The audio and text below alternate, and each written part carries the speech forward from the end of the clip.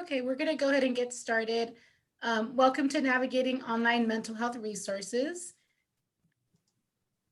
We'll go ahead and have our presenters present themselves and say who they are. Hi, everyone. My name is Taffy Salcido. I'm a licensed clinical social worker for WACSEP Mental Health Department. And my name is Yvonne Quesada Varon, and I'm also a licensed clinical social worker at WACSEP in the Mental Health Department as well. So really quick, what we're going to be going over today during our presentation is to go over how to navigate some of the online mental health resources, where you can find them. We'll walk you through it to let you know what's available and how to access it. If you have any questions during the presentation, please feel free to raise your hand, or you can use the chat to let us know your question, and we can go ahead and address them as they come up. Okay, we're going to go ahead and get started. I'm going to go to our main WACSEP website. So this is our main WACSEP website. You're going to find two different places where you're going to be able to access the resources. The first one would be here at this big button. It says Parent Resources. If you click on here, it takes you to this site. Currently, it goes to the behavior support in the home. That will be fixed. It will be actually be going to our homepage. But if you're interested in information regarding behavior support in the home, there is a pre-recorded training that you would be able to find on our website, and you'd be able to watch that one as well.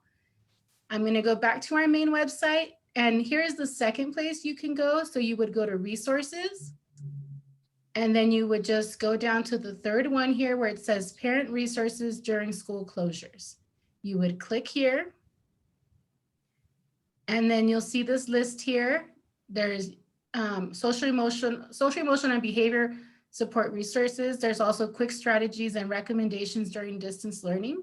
And then there's also virtual leisure activities for families, which will also be another recording later this week as well. So we're going to go to the social, emotional, and behavior support resources. This is our main homepage. On here, you can scroll down, and you're going to easily find, here again is the behavior support in the home, social emotional support, local and community resources, some COVID-19 literature and resources, as well as news updates and health information. So you can easily click on these right here, and it'll take you right to the page. Okay.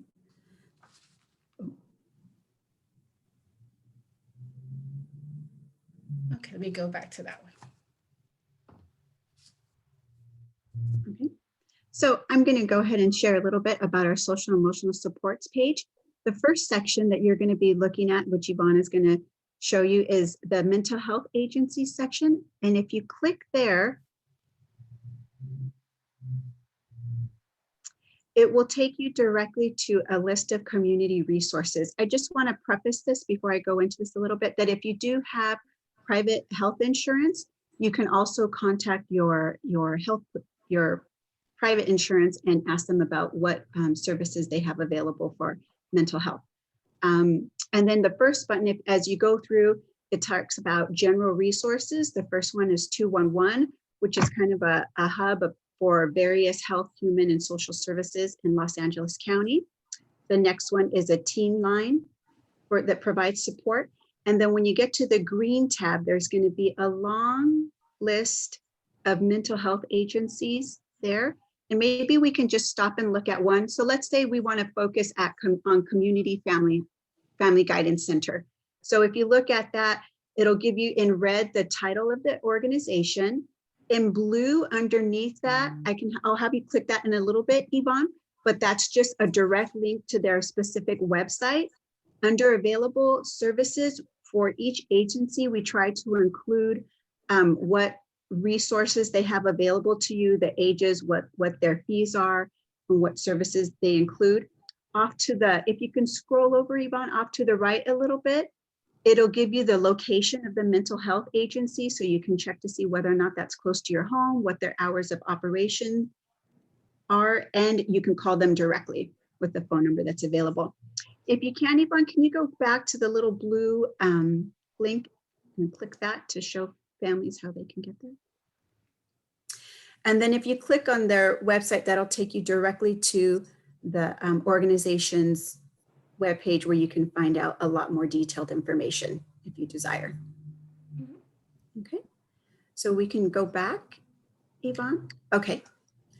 Oh, hold on. It's okay. Take your time. I think it just closed. Okay, it's all right. Here you go. So we're back to the social emotional support page. Oh,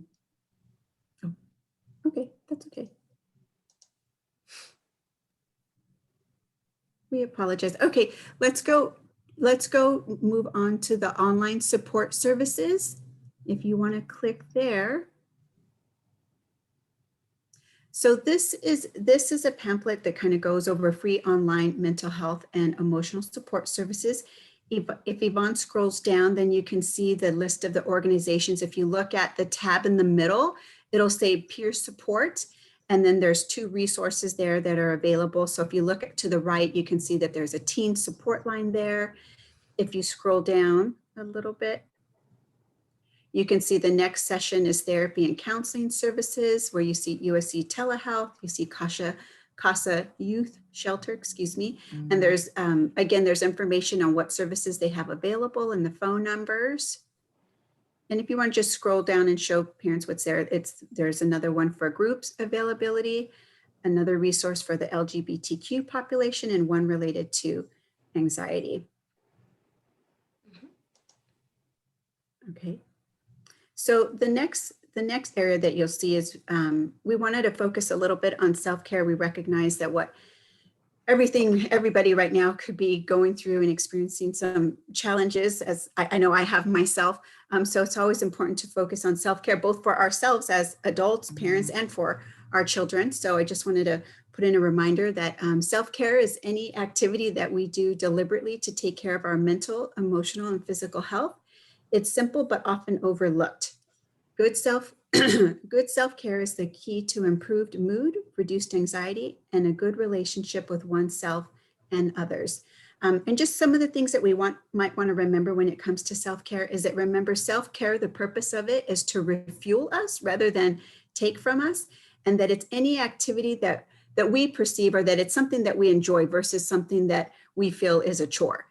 And I realize too that as a parent, working mom, you know, everything that's going on, sometimes it's hard to engage in some of those things. But this is one of my favorite quotes that often helps me to remember that to practice self-care.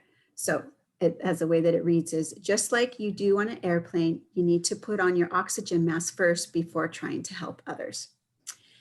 Okay, so if you scroll down and look at those additional buttons there's just additional resources under each little tab. Yvonne, maybe you can like go and show them each little tab. If you click on it, the first one, like it says, it's self-care tips during COVID. The second one is young children.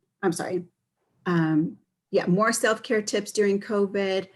10 ways to take care of yourself during coronavirus. And then Yvonne, maybe we can scroll down to self-care during COVID for teens and kind of open that up just so that they see what that looks like. And then here, if you open it, it's an article on things that teens may experience. If you want to scroll down, Yvonne, just so parents see what it looks like, focuses on the facts about COVID. And then it talks about, the next page kind of talks about helping kids to understand what unhealthy coping is versus healthy coping. So these are resources that both you and your adolescents can benefit from if you look through them. So we're going to take you back to our regular page. The next one is just a reminder again about self-compassion. And then we're going to watch a really quick video on things that we can do and practice self-compassion.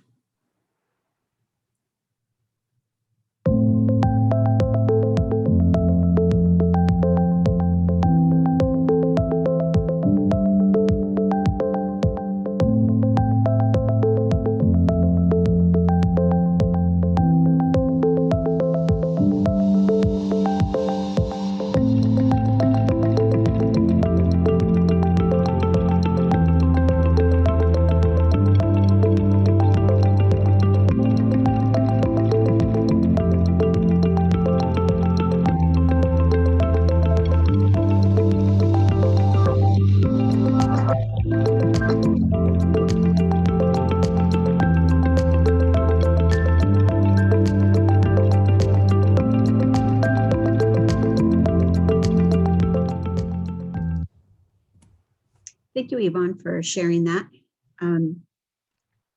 So again, that's something that you can watch on your own and or with your children. And then the next thing that you're looking at is guided relaxation. These things are, if you see where the little play button is, these are specific things that you can click on and that will give you specific guided relaxations. We're not going to go over them because they're a little bit long, but we can take you to the next one and give you a little example of that, of visual relaxation. Again, this is just if you come directly to the website, you can go straight to, let's click on that one, Yvonne.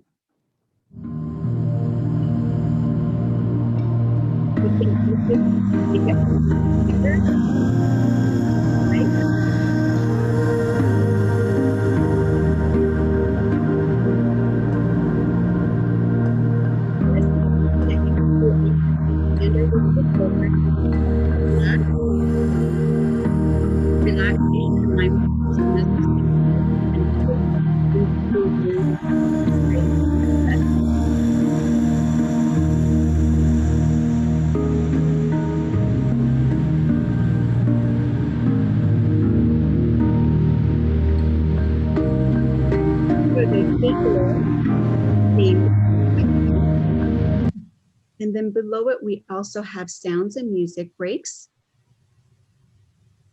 And we can do the piano one. This one's really nice.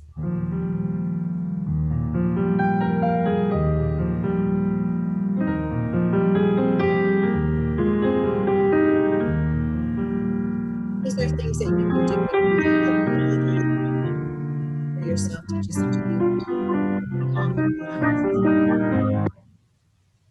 and there's many other things that you can do. We were hoping to put some things that you can specifically go to here on our websites to make it simple and convenient for you.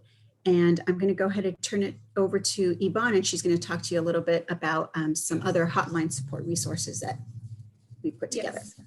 So on the same page, we're going to scroll down, and here we see hotline support. You can see there's various ones here that you can click on to get more information. There's suicide prevention, I'm Alive, Child Help, California Department of Aging. There's the Trevor Project, NAMI, COVID-19 also, and then we even have the child abuse hotline. I'm going to go ahead and click on this suicide prevention one to show you that it leads us right to their website. And on this website, you will find all kinds of information. Should you know someone, or should, you just want to know some resources and kind of read up on this just to kind of, know the symptoms, how to take care of themselves. Over here on the left, you can see there's even, it's translated into Spanish. There's also for deaf and hard of hearing. And there's all of these other tabs that have information that you can click on. And it just gives you a wealth of resources as well, just straight from our website. So I wanted to highlight that. And then also, if we continue going, there's phone apps that, nowadays we're all on our phones. And so sometimes it's good to have these apps on our phones of things that we can do also to take care of ourselves. And a lot of our teens, we know they have cell phones as well. So we could even share this with them and see if there's some apps that they want to download. Here we have the Calm app. There's Insight Timer, which is also like a mindfulness, paying attention to our breath. Headspace also helps with some mindfulness, some meditation. Mindfy also is also like a meditation. This one is Stop, Breathe, Think. So sometimes we need that little reminder. Happify app is also a good one. Personal Zen is also a mindfulness relaxation. Relax Melodies is one for, it makes different sounds. It'll have like the ocean and rain, and sometimes we need to take that 1 or 2 minutes of just listening to something and focusing on our breath.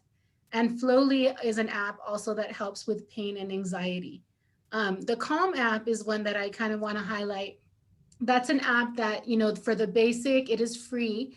And what that does is they have someone who will read stories to you at night to kind of help with sleep. It'll also help you practice doing some meditation or some breathing. And it's a nice guided meditation. And it's also a nice guided app that has different voices, if you prefer a female voice or a male voice to help you relax. And like I said, it's free for the basic trial of it.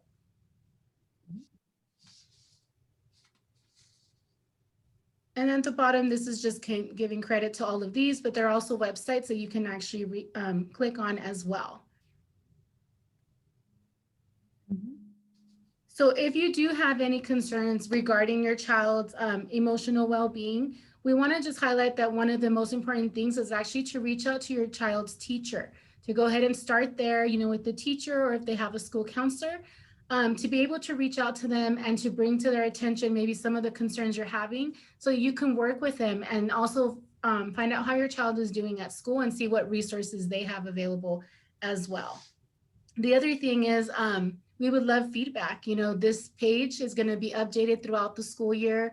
We will continue adding resources on here for parents, for the children, you know, and so we also would like feedback. If you have any feedback you'd like to provide of maybe something you would like to see on here, we're more than open to take that feedback as well. Mm-hmm. Absolutely. Are there any questions regarding how to get here to the site, the resources or the information on here?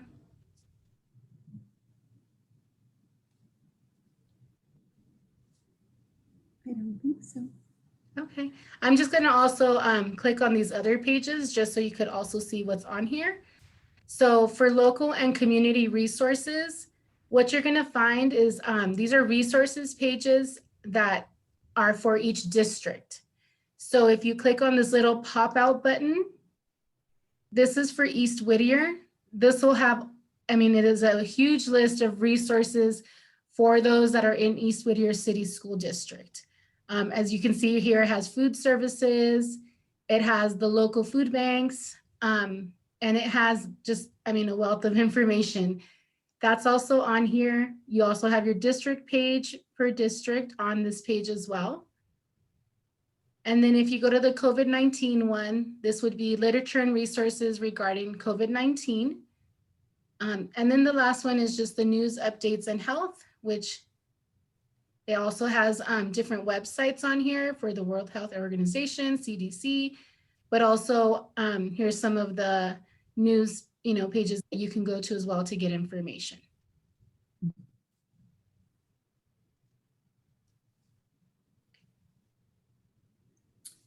So I guess if we don't have any questions, then that concludes our presentation. We thank everyone for attending and appreciate your time. Thank you so much.